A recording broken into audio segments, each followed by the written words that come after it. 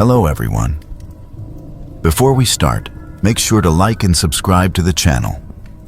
And let me know in the comments where you're watching from and what time it is right now.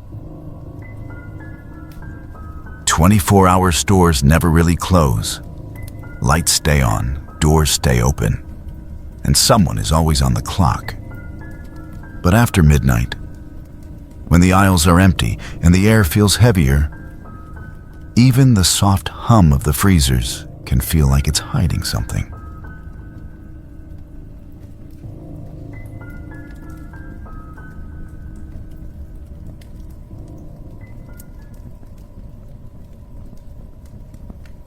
Back in the dead of winter in 2012, I was working the overnight shift at one of those 24-hour chain pharmacies that sat near the outskirts of Duluth, where the edge of the town blurred into a long stretch of industrial lots and snow-covered fields that seemed to swallow sound the deeper you went.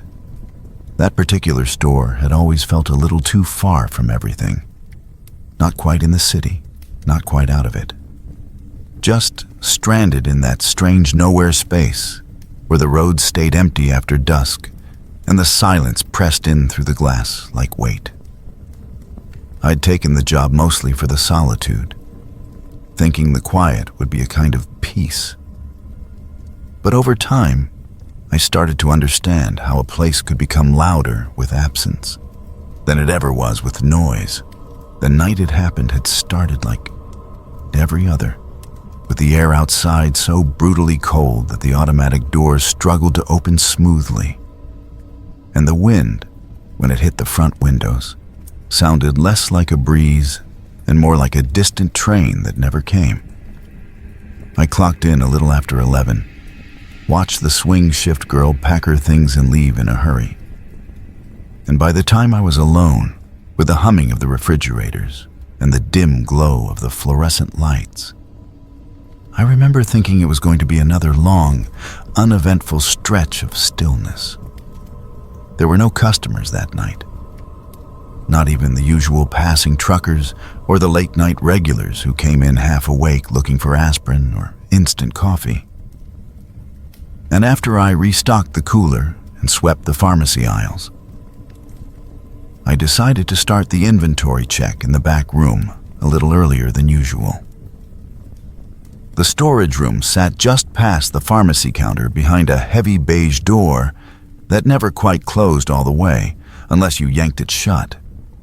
Inside, it was narrow and uninviting, with rows of metal shelving jammed tight against every wall and the kinds of boxes that no one had opened in months. Half-torn cardboard, collapsed promotional displays, old bulk orders of shampoo, and seasonal candy long past expiration. The temperature in that room always ran colder than the rest of the building, like the heat never quite reached it. And the only light came from a single flickering bulb that buzzed overhead like an insect trapped against a screen. I remember the air having this faint chemical tang that clung to your throat and made the place feel closer to a basement than anything meant for regular work. I had just started counting a stack of cold medicine boxes when I heard what I first assumed was a draft slipping through one of the old ventilation grates. A faint, nearly inaudible sound that didn't register as anything more than ambient noise. But then it came again, this time more distinct, and something in the tone made me stop writing. I stood still with the pen in my hand and listened. And that's when I realized it wasn't a sound carried by the building or a squeak from the shelf or any mechanical hum at all. It was a voice, soft and breathy, like someone murmuring close by, but just out of sight. And the sound of it froze the back of my neck. The voice didn't echo or shift in pitch. It spoke slowly and deliberately, with a kind of whisper that wasn't shaped by panic or urgency, but by recognition. I heard my full name spoken clearly, not shouted, not called from a distance, but stated with a quiet certainty, as if it had been repeated many times before in a place where no one had been listening. The sound came from somewhere behind the shelving to my left, though the shelves were pressed so tightly against the wall that there was no room for a person to stand, let alone move around without making some kind of noise. I stood there for what felt like a long time, not quite breathing, not sure if I was meant to respond or run or do anything at all. And as I strained to listen again, the voice repeated my name in the exact same tone, never louder, never softer, each time like a quiet confirmation of my presence. There was no anger in it, no fear, no joy. Just something that felt familiar in the worst possible way. Like a forgotten memory being stirred up from someplace it had no business coming from. Without realizing it, I had started stepping backward toward the door, my feet moving carefully around the stacked boxes while I kept my eyes locked on the corner where the voice seemed to be coming from. I don't remember opening the door, just that I was suddenly out in the hallway again, breathing harder than I should have been, with that same cold chemical smell clinging to my clothes and a buzzing in my ears that didn't go away. Even when I stepped back under the main lights, I didn't go back in that room for the rest of the night. I stayed at the front counter, moving between cleaning duties and pointless register checks. Anything to keep my mind busy while the minutes dragged slowly toward sunrise. At some point, I glanced at the clock and saw that barely 20 minutes had passed since I heard the voice, though it had felt like an hour or more. The rest of the night remained quiet. No more sounds, no sudden movements, just the same sterile stillness I had always known. But it didn't feel the same anymore. Something about the silence had changed. When the early shift pharmacist arrived just before 7, I considered saying nothing at all. But something in my expression must have given it away, because he asked if everything was all right. And before I could stop myself, I told him exactly what I'd heard. I expected a laugh or some offhand comment about stress or lack of sleep. But instead, he nodded slowly and said that this wasn't the first time someone had mentioned strange sounds coming from the storage room. He told me a technician who worked part-time mornings had once heard what he thought was someone crying back there. A woman, softly and steadily, like she was trying not to be heard. But the room had been locked when he arrived. No one else had been scheduled. He checked, found nothing, and never brought it up again. Later that morning, we reviewed the security footage, more out of routine than expectation. But what we saw only made the silence around the incident deeper. The camera angles showed me entering the storage room around 3:15 a.m. and moving toward the shelves as I had remembered, then stopping abruptly and turning my head slightly toward the back left wall. I remained still for nearly 30 seconds before backing out slowly and exiting the room. There was no one else on screen. No shadows, no motion. But the audio, which usually only picked up the dull hum of the lights and the occasional clatter of shelves, recorded something else entirely. A voice, low and breathy, repeating my name with eerie consistency.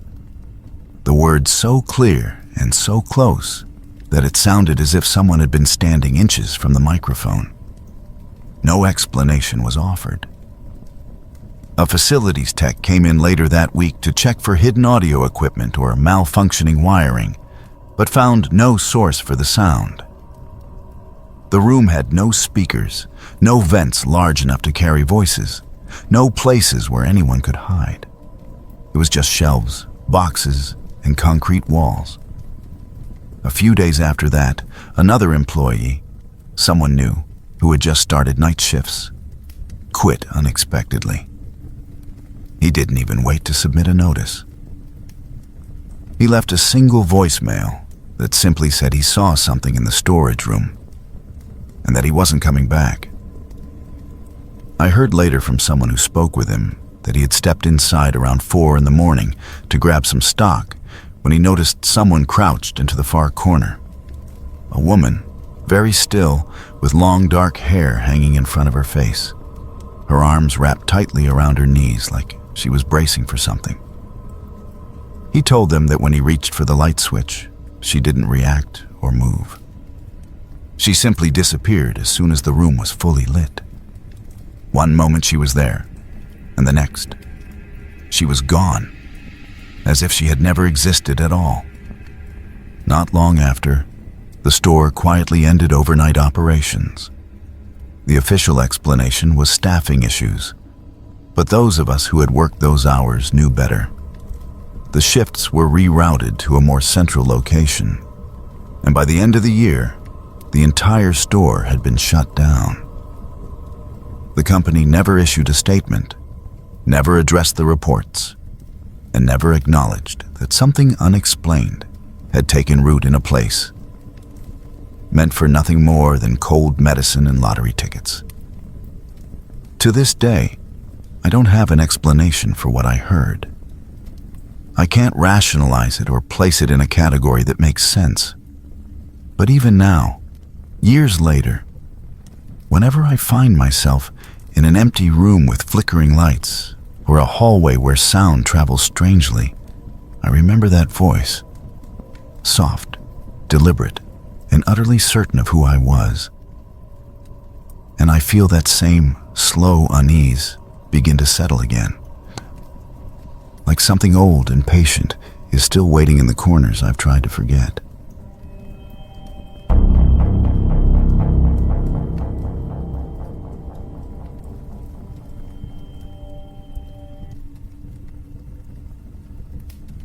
In 2017, I was working the overnight shift at a 24-hour gas station on the outskirts of Phoenix, not far from a quiet stretch of a highway that mostly served freight trucks, late-night travelers, and the occasional drifter.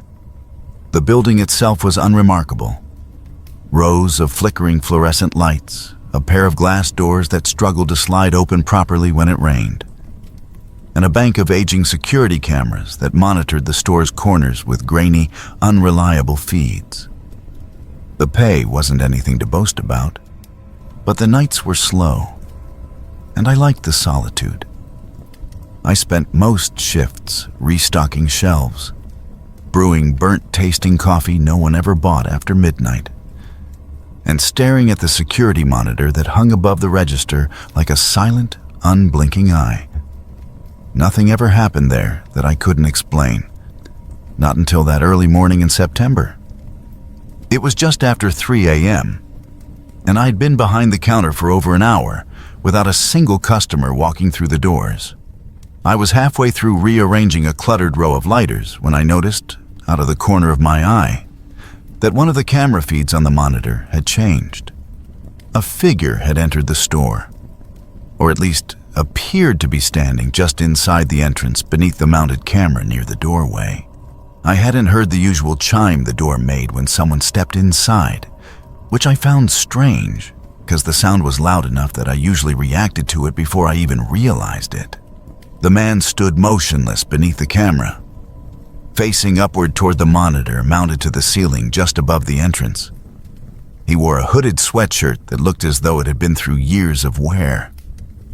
Light gray in color, sun-faded and creased along the seams. He didn't move forward into the store, didn't glance around at the racks of snacks, or reach for a drink or a pack of gum like most people did when they first walked in. He remained completely still, rooted to the floor beneath the camera, as though something in the ceiling held his attention, in a way I didn't understand. His body didn't sway, and he didn't shift his weight or take a single step toward the counter. He simply stared upward at the monitor, and his posture didn't change for what must have been a full minute. I watched him on the screen, waiting for some sign of motion. But nothing about his stance suggested he intended to interact with the store or with me. There was no urgency, no confusion, and no curiosity. It looked like he was studying the monitor with the kind of focus I usually only saw in people counting change or reading off lottery numbers. I glanced away from the monitor briefly to reach for a half-empty box of receipts beneath the counter. And when I looked back up, he was no longer standing by the door. My eyes moved quickly from the monitor to the front of the store, and I saw that he was now positioned directly in front of the register. He had crossed the store completely silently, without disturbing a single object or triggering a sound from the floor beneath his feet. There had been no footsteps, no breathing, no rustle of clothing. Nothing at all to indicate that someone had walked across that empty space. From where I stood behind the counter, I had a clear view of his face. The hood still covered most of his head, but enough of his features were visible to unsettle me in a way I hadn't experienced before. His face was unnaturally pale, not sickly exactly, but washed out under the flickering overhead lights, and his skin looked smooth in a way that felt artificial. He held no expression whatsoever, no sign of irritation, no visible tension in the jaw or brow, no twitch of the mouth that might suggest he was about to speak. He simply stared forward, his eyes fixed directly on mine. The way he looked at me was what disturbed me the most. His eyes were wide open, stretched far enough that the whites were clearly visible all around the irises. And they didn't blink. Not even once. The longer I stood there, the more I realized that his gaze never broke or shifted. He didn't look past me at the shelves behind the counter or glance down at the credit card machine or the cigarette displays.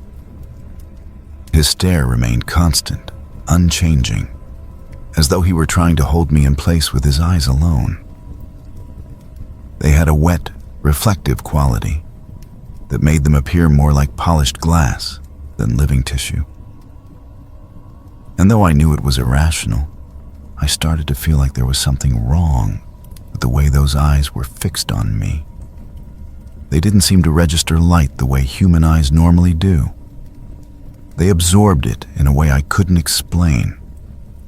And the more I looked into them, the more I became convinced that they weren't meant to belong to anyone standing in a gas station in the middle of the night.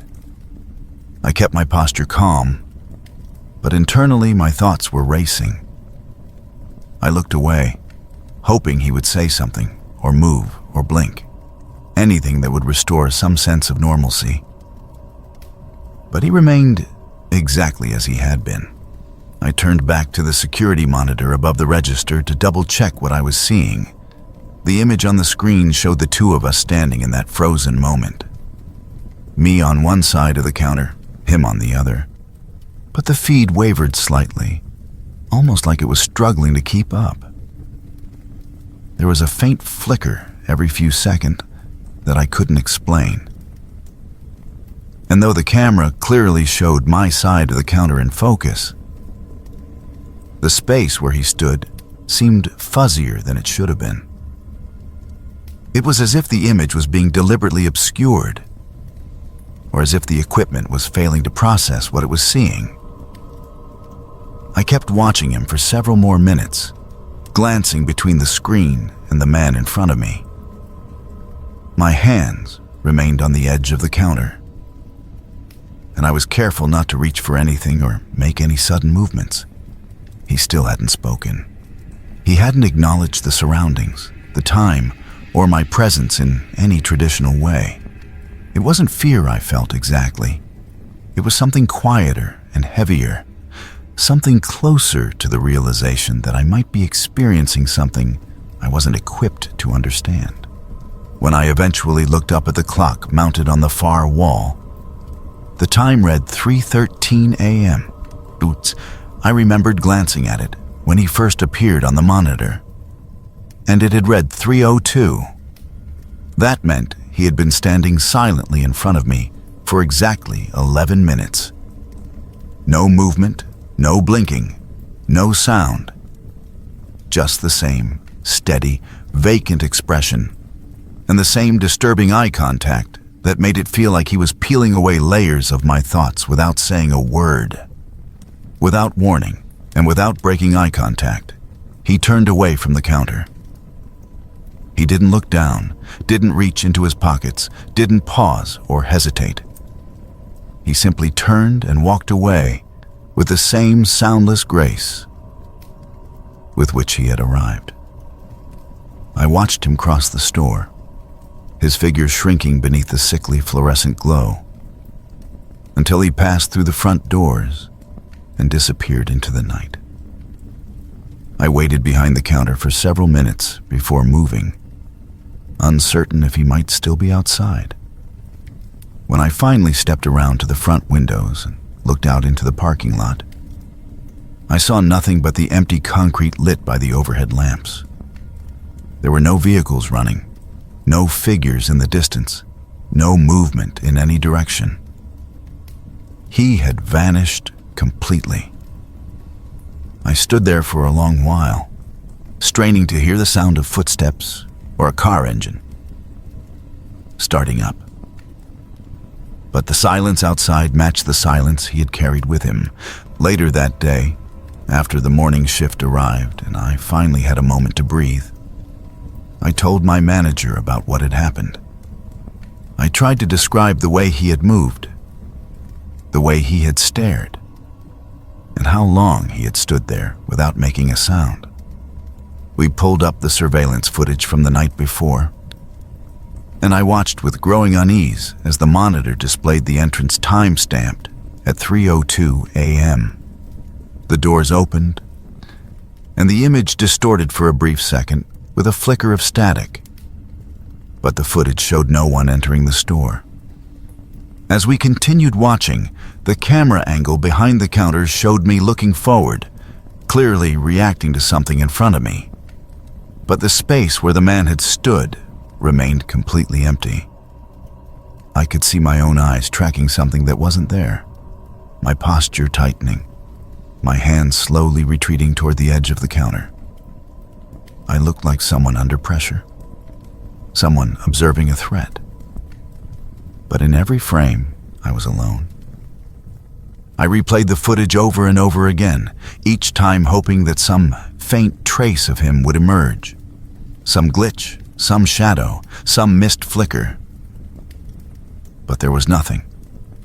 The man I had seen with my own eyes, the one whose stare had locked me in place for 11 minutes, who had never blinked and never spoken a word, was not recorded on a single camera.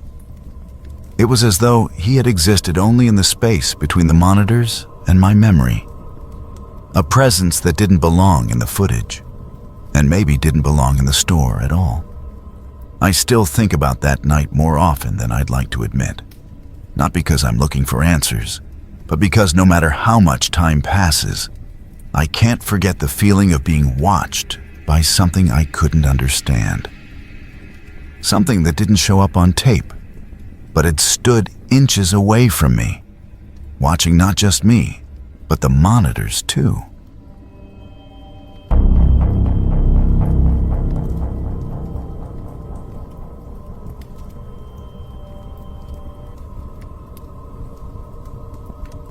I worked the overnight shift at a 24-hour gas station on the outskirts of Tallahassee. The building stood alone along a stretch of highway where most businesses had long since closed, leaving only shuttered windows and rusted signage in their wake. Our store remained open not because it was needed, but because it had always been there. The lights never went out, the coffee was always burning, and the cooler compressors never stopped groaning. Between the hours of midnight and 6 in the morning, it rarely felt like a place meant for people.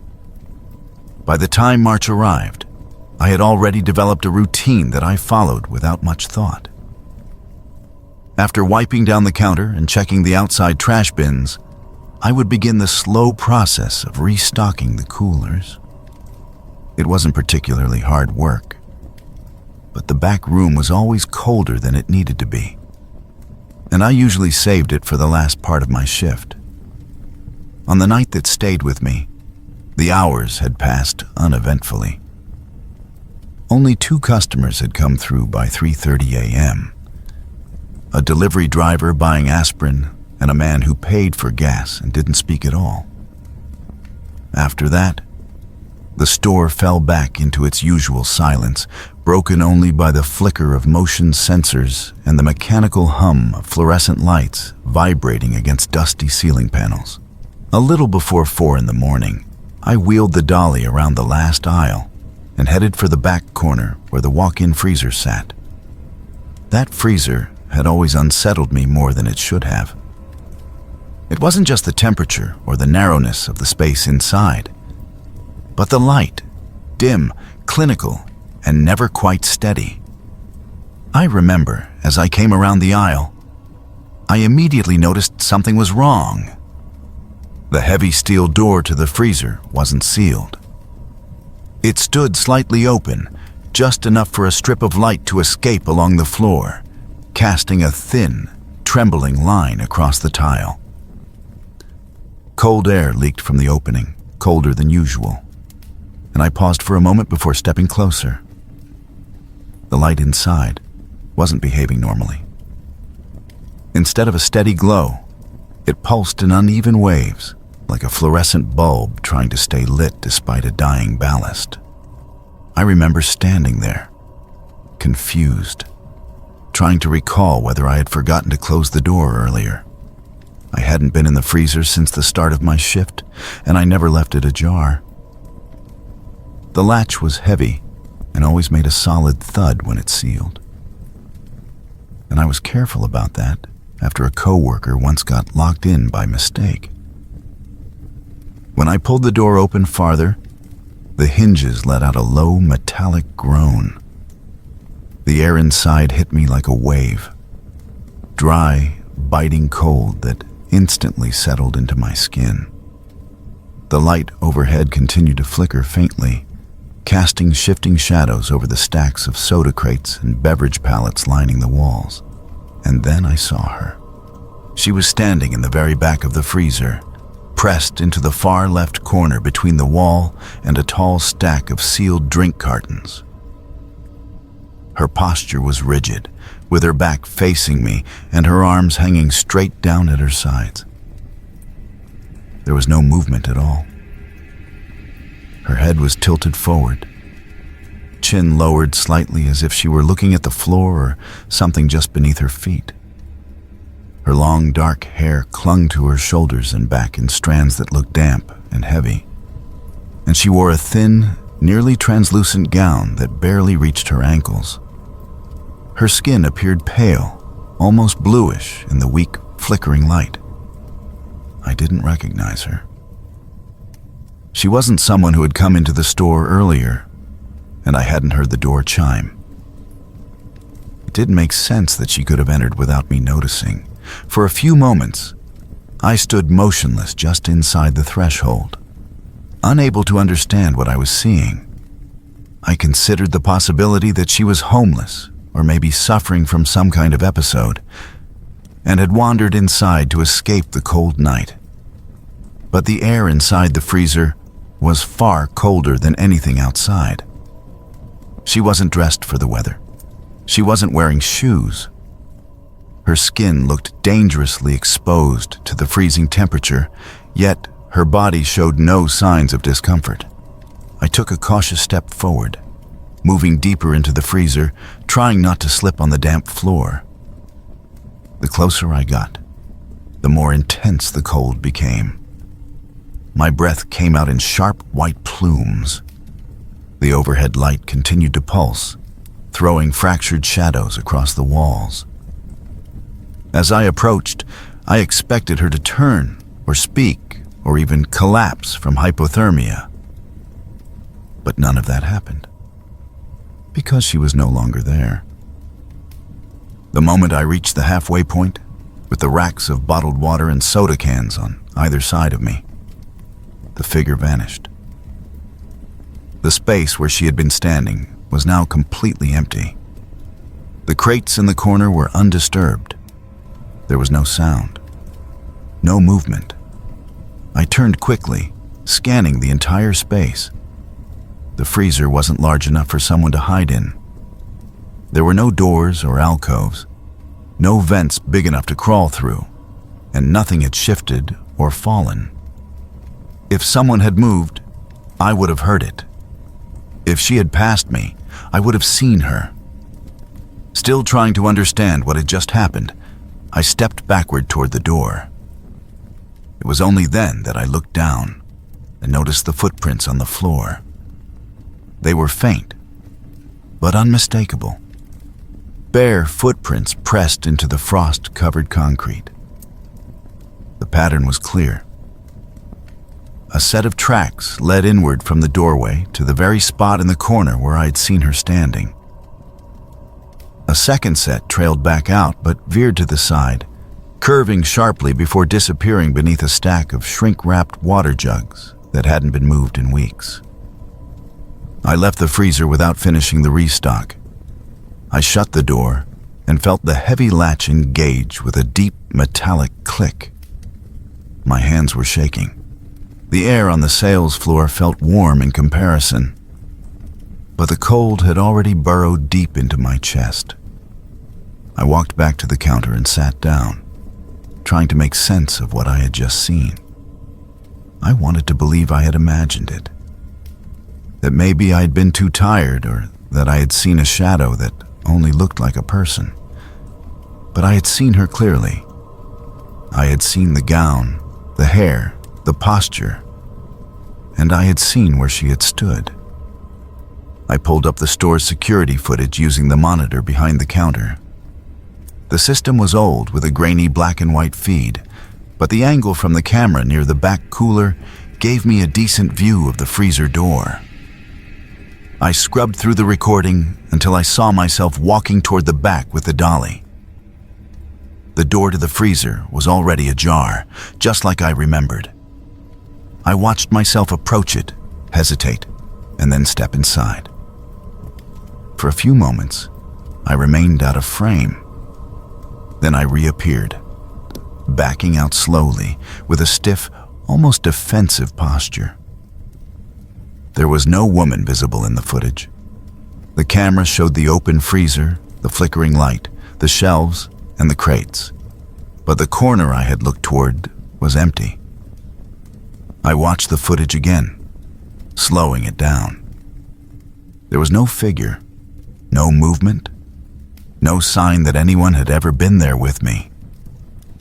I almost shut off the monitor, ready to dismiss the whole thing as a mistake or a moment of stress-induced confusion. Then I noticed something in the reflection. The freezer door had a dull, brushed metal finish that sometimes caught light like a mirror. Just as I began to leave the frame in the footage, something appeared in the curved reflection behind me.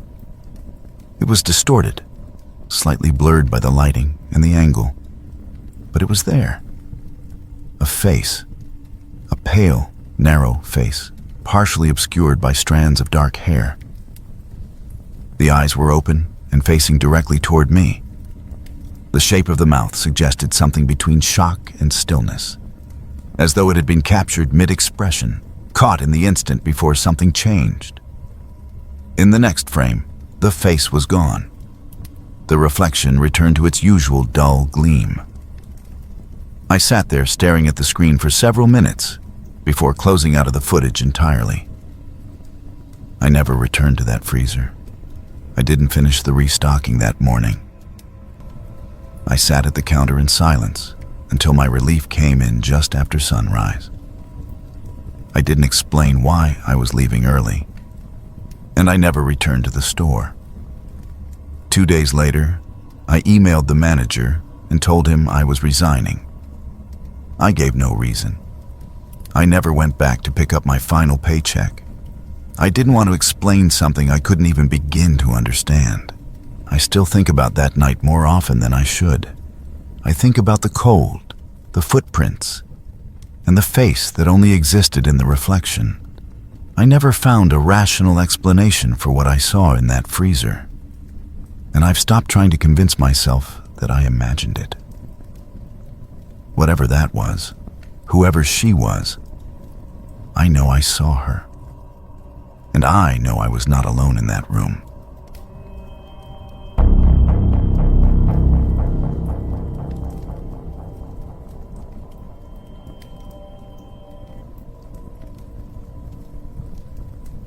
Back in 2017, I was working overnight shifts at a 24-hour supermarket located just off the freeway in the northern part of Phoenix. The job was monotonous but reliable. I had fallen into the rhythm of those quiet hours without much resistance. Most nights, I worked alone in the freezer section, stocking shelves, breaking down boxes, and rotating inventory while the rest of the store remained mostly silent. Aside from the occasional customer drifting through at odd hours, usually nurses coming off their shifts or night owls looking for snacks, the aisles were still and cold. I had been on the job for a little under a month when one of the other night shift workers, a woman named Marlene, abruptly stopped showing up for work. She had never been the type to miss a shift without calling in, so it caught everyone off guard. When I asked the night manager if she was all right, he simply said she had quit. He didn't elaborate, and the conversation ended there. Later, I overheard two other employees talking about something she had seen in the store, something that had frightened her enough to leave without returning. They said she had been restocking the freezer aisle just after 2:30 in the morning when she noticed a man standing at the far end of the row. She thought he might be a customer, although it was strange that he wasn't wearing a shirt or any shoes. According to what they said, he appeared to be completely soaked, as if he had stepped out of a swimming pool with his clothes still on. Water had been dripping from his hair and running down his arms, forming a puddle on the floor beneath his bare feet. She reportedly called out to him, thinking he might need assistance or that he had come inside to escape the heat. He didn't respond or move. He just stood there, completely still, facing her. Then, without any warning or sign of intention, he began running directly toward her. She froze in place, shocked by how fast he moved. But before he could reach her, he vanished. There was no indication of where he had gone, no sound of footsteps, no visible exit. Just a sudden and complete disappearance. Disturbed by what she had seen, she asked the manager to review the security footage. They pulled up the recording from that part of the store at the time she indicated. According to the people who saw it, the footage showed her clearly reacting to something in the aisle. Her body turned, she appeared to call out, and then she stepped backward quickly as if something had startled her. But the video did not show anyone else in the aisle. There was no sign of the man she had described. Only she appeared on the screen. That story stayed with me, even though I wanted to believe it had been a misunderstanding or some kind of stress-induced hallucination. I told myself she had been exhausted, overworked, or maybe even asleep on her feet. But 2 weeks later, Danny, another overnight worker, also quit without warning. He had been quiet and reliable, the kind of person who always clocked in 5 minutes early and never made a fuss. After his sudden departure, another co-worker mentioned that he too had seen something strange in the freezer aisle. He hadn't given details, but he left that same night and never came back. It wasn't long after that when I had my own encounter. It was a Tuesday night during the second half of my shift. I had finished unloading a delivery truck and was moving through the freezer section, stacking frozen vegetables and reorganizing shelves. The store was completely silent except for the low hum of the compressors and the occasional click of a light flickering somewhere near the back. Around 2:40 a.m., I stood up after placing a box on the bottom shelf, and I felt something shift in the air behind me. I didn't hear anything at first, but there was a sudden sense that I was no longer alone in the aisle. When I turned around, I saw a man standing near the end of the row. He wasn't moving. He wasn't doing anything. He was just standing there, barefoot on the tile floor, wearing wet jeans that clung to his legs and no shirt at all. His skin looked pale under the overhead lights, and his hair hung limp and soaked against his face and neck. Water was steadily dripping from his arms and legs, collecting in a shallow puddle beneath his feet. He made no sound, didn't acknowledge me, and didn't take a single step. For a long moment, I couldn't move. I couldn't even raise my voice. My chest felt tight and my entire body tensed, as if it was reacting to something it didn't yet understand. I couldn't look away from him.